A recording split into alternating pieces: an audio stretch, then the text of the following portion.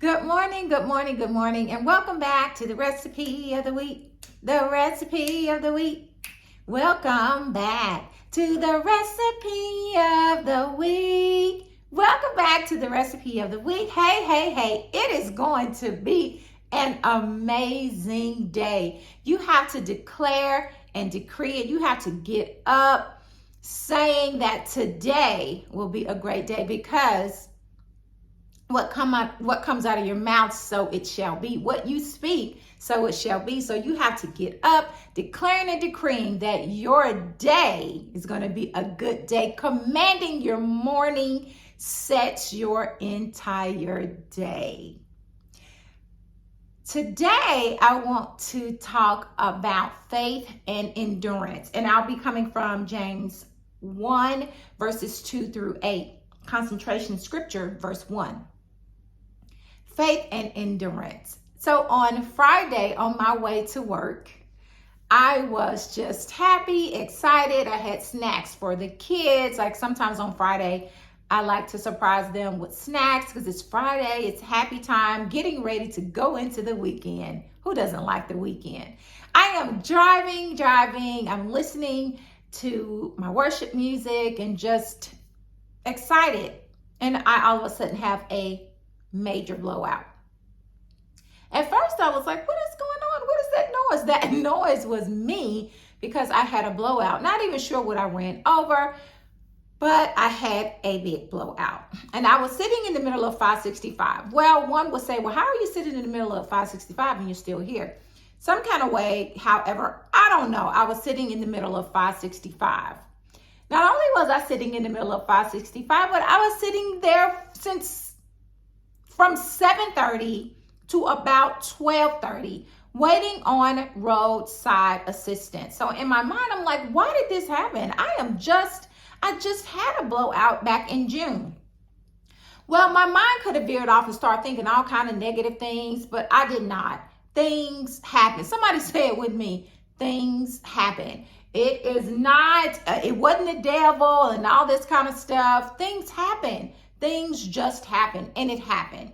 But at that time, I just began to say, Lord, keep me safe, because there were cars coming so fast, so fast, so fast. So I called roadside assistance. I was on the phone with the lady, and she said, oh, they'll be right over. Usually when I call roadside assistance, they come in like 15, maybe 20 minutes.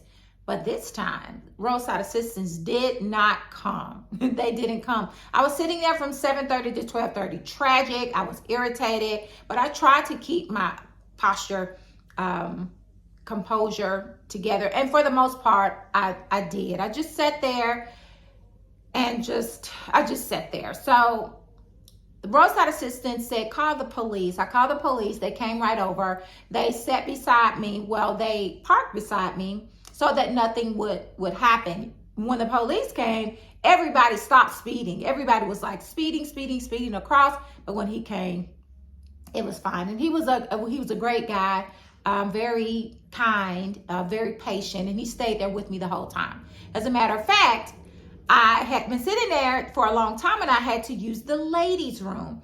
So I called for him and I said, sir, can you please take me to the ladies' room? I'm still waiting on the people to come about my car.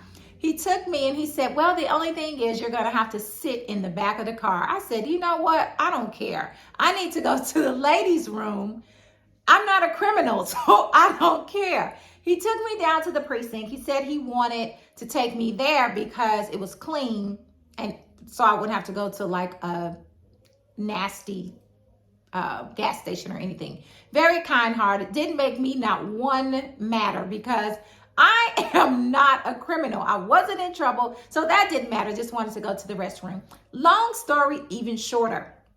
I got just a little bit on the tad bit agitated side because I was sitting there, and when I finally got someone to say that they were going to come, they were going to charge me $86. Well, that's ludicrous because I have been with roadside assistance for 15 years. I've never had to pay not one single penny.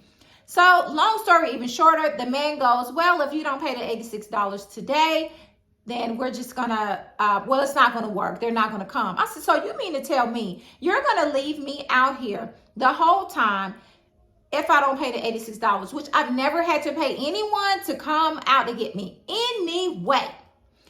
That roadside assistance was the one with my AT&T account.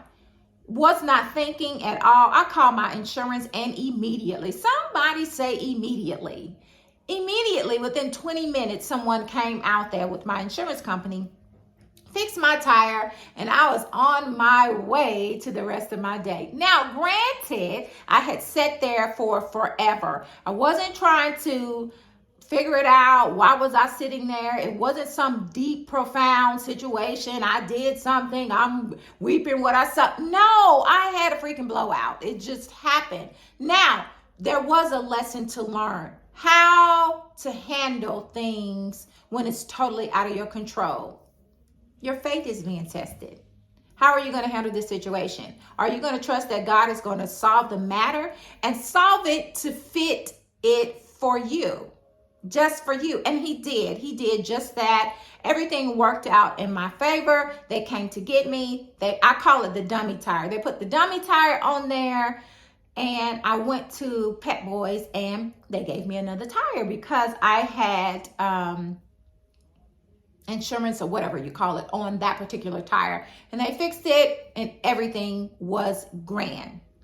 So James 1 verses 2 through 8. And the title of it says faith and endurance. Sometimes your faith is tested, but your faith, holding on to that, situations that come, causes you to have grand endurance, helping you to usher you into learning how to deal with and be patient any situation that comes your way. And the word of the Lord reads, verse 2, dear brothers and sisters, when troubles of any kind come your way, consider it an opportunity for great joy. One would say, how?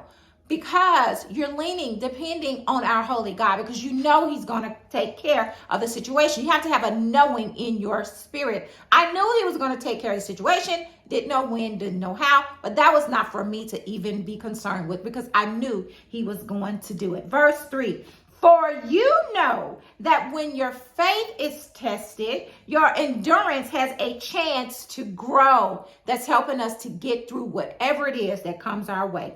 Verse 4, so let it grow, for when your endurance is fully developed, you will be perfect and complete, needing nothing. Needing absolutely nothing. Verse 5, if you need wisdom, ask our generous God, and he will give it to you. He will not rebuke you for asking. But when you ask him, be sure that your faith is in God and God alone. Your faith shouldn't be in anything else. My faith should have not been in roadside assistance, but the God that I serve, that somebody was going to come and deliver and take care of me, and they did. Do not waver, for a person with a divided loyalty is as unsettled as a wave of the sea that is blown and tossed by the wind. Verse 7, such people should not expect to receive anything from the Lord. If you waver, don't expect to receive anything. Trust in him and him only, knowing that he's going to make it happen. Verse 8, their loyalty is divided between God and the world, and they are unstable in everything that they do. See, the world was roadside assistance. Yep. I should have been focused, and I was on the Lord. And I was, because I knew it was going to happen. I knew it would be taken care of. My flesh got a little agitated, but I believe I held my composure the best way that I knew how. I didn't get upset. On my inside, like I said, I was a little agitated, but I just knew that it was going to happen for me. So sometimes when things happen, trials come, there is a reason behind it. This reason was for me to trust, have faith. My endurance, my faith was being tested for me to endure. And the man at Pep Boys said, perhaps he didn't say God, but I knew what he was talking about. He said, perhaps he was protecting you from something. That's maybe why you had to sit still. I said, perhaps, maybe.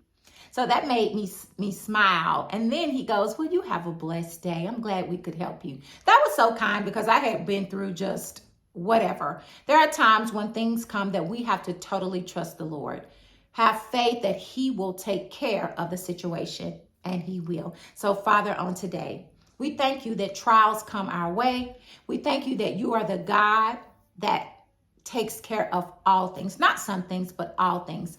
When this happens, Lord, we know that our faith is being tested, Lord, and we want to believe and trust and know that you're going to take care of everything. Lord, please help us not to be divided like with the world and believing in that you're going to do it. Lord, help us, help our unbelief, and help us to have faith in you and only in you. Lord, help someone that's battling with control of their own life and believing and having faith that you can do all things